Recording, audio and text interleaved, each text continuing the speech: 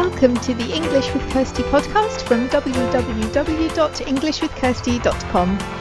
Here I'll be sharing with you tips, information and other learning resources so that you can improve your business English.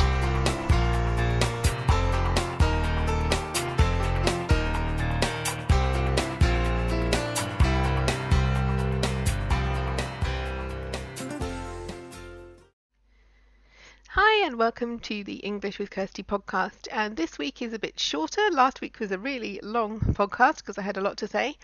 This week is a Wise Old Owl episode, and if you are new or haven't come across them before, these can be, you can recognise them because there's the picture of the Wise Old Owl on the podcast episode or the blog post, and they are questions that have come to me either from my learners or from people who listen to the podcast or from people who are in the Facebook group. If you want to join the Facebook group, I will add the link to it. Remember that you need to answer the questions or you won't be allowed in, because that's the way that I make sure people really are English learners and not just random people joining lots of groups.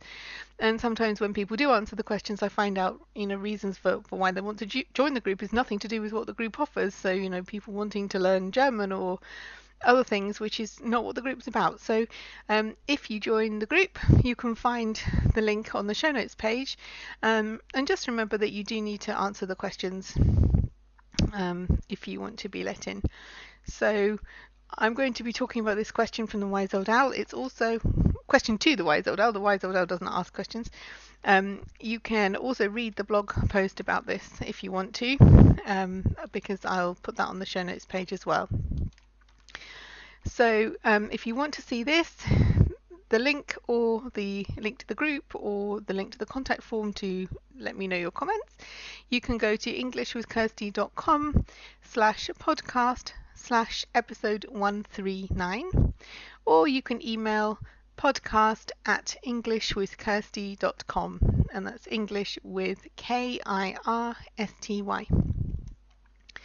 Okay, so the question I had was in the Facebook group, and it was about the words beneath, below, underneath, under, all words like this. So they've got something in common. They're connected in some way because they mean that something is under something else or lower than something else.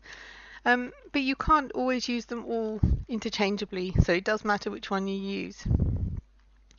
And I could say, for example, I could say that my dog is under the table. She's underneath the table.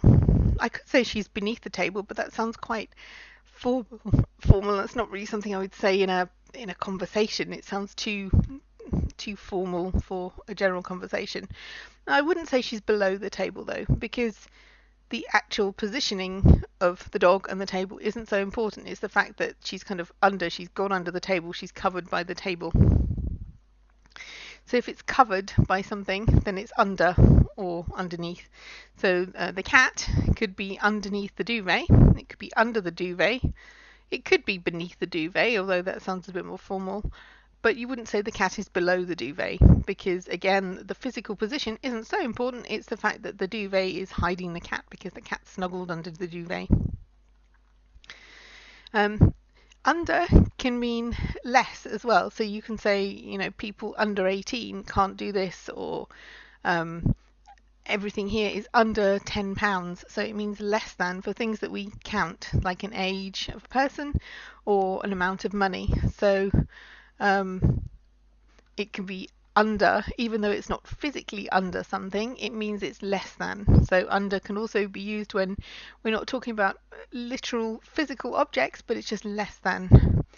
So you can only, people who are under 18 can't buy alcohol or can't get married or something like that in certain countries. Also with under, we have fixed constructions with certain terms that we use. Like if you go to a web page and you can't see anything yet because it's being built, then sometimes it says it's under construction, or a building can be under construction. Something is being built, being constructed, and it's always under construction. You'd never say it's beneath construction or below construction, because that doesn't make sense. So it's always under construction. Another example of that is under pressure. Oh, I've been under so much pressure this week. I had so much to do, but now it's all finished, which is also why the podcast is late. So we're under pressure, but we're not below pressure or beneath pressure. We're under pressure. Below can mean less than, but it's unlike under. It's when we're talking about a scale of something. So, for example, if you have a temperature scale, and it goes up, the higher the temperature gets, the higher, like a thermometer. So if you say, oh, if it's under 20 degrees, I don't want to eat in the garden or something like that. So it means it's below 20 degrees. It's less than 20 degrees. But you wouldn't say underneath 20 degrees, because underneath is very specifically talking about things that are under one another. And we haven't got two things that are under one another here.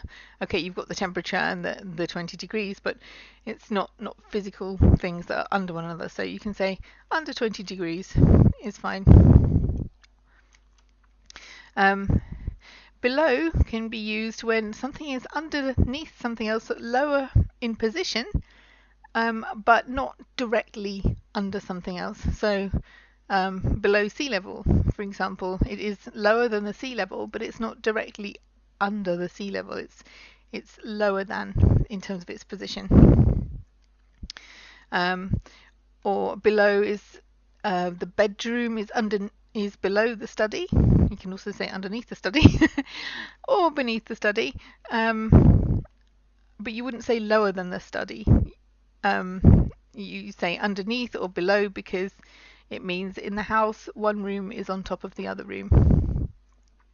So I hope that's helpful. If you want to see these examples again, you can go to the blog post that I wrote about this, which will all be linked from the show notes page, which this week is englishwithkirsty.com/podcast/episode 139.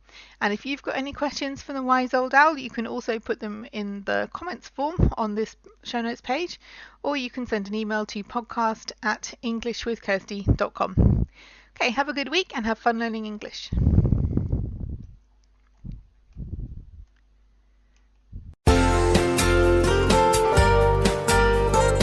I hope you enjoyed this episode of the English with Kirsty podcast.